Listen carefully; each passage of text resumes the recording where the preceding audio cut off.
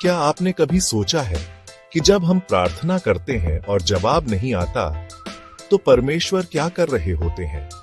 क्या वो हमें भूल गए हैं या फिर कुछ और चल रहा है जो हम समझ नहीं पा रहे? परंतु जो यहोवा की आशा लगाए रहते हैं वे नया बल प्राप्त करते हैं। हम इंसान जल्दी में रहते हैं, लेकिन परमेश्वर संपूर्ण योजना में विश्वास रखते हैं। इंतजार में तैयार किया जाता है। अब्राहम को वादा मिला, तेरे वंश से बड़ी जाति बनेगी, पर बेटा मिलने में 25 साल लगे। क्यों?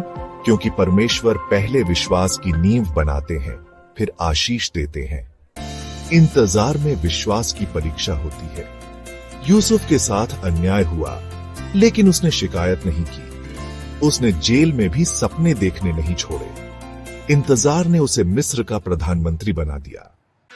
इंतजार हमें परमेश्वर की आवाज सुनना सिखाता है।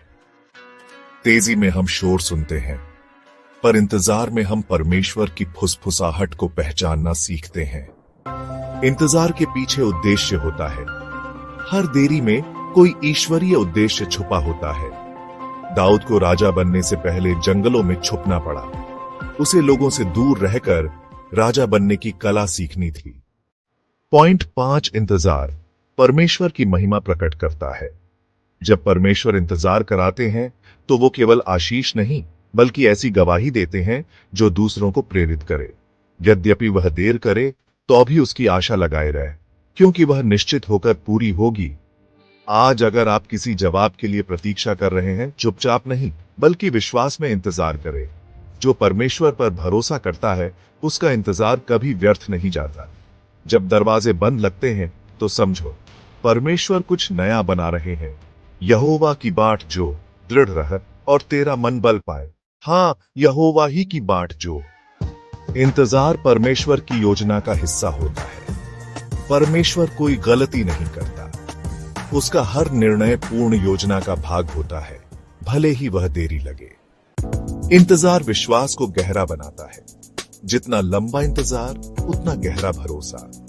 जब हम खुद पर नहीं बल्कि परमेश्वर पर निर्भर होते हैं, तभी असली विश्वास जन्म लेता है। इंतजार आत्मा को नम्र बनाता है। इंसान की इच्छा होती है अभी चाहिए, पर इंतजार हमें धैर्य और नम्रता सिखाता है। इंतजार हमें तैयार करता है। हम वो नहीं बन सकते जो परमेश्वर चाहते हैं, जब तक हम उस प्रोसेस से नहीं गुजरते जो इंतजार में है। इंतजार के समय परमेश्वर हमें गहराई में ले जाते हैं।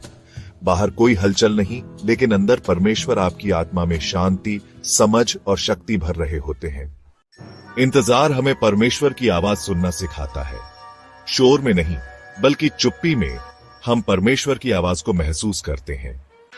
इंतजार में गवाही छुपी होती है।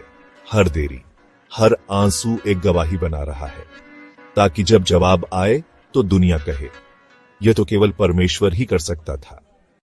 इंतजार आत्म परीक्षण का समय होता है। यह समय है खुद को देखने का। क्या मेरी प्रार्थना आत्मिक है या सिर्फ भौतिक? इंतजार में परमेश्वर हमें नई दृष्टि देते हैं। कभी कभी हम छोटी चीज के लिए प्रार्थना करते हैं, लेकिन परमेश्वर हमें उससे कहीं बड़ा देने की योजना में होते हैं। परमेश्वर कभी देर नहीं करते, वो हमेशा सही समय पर आते हैं। उसने हर बात को उसके समय पर सुंदर बनाया है।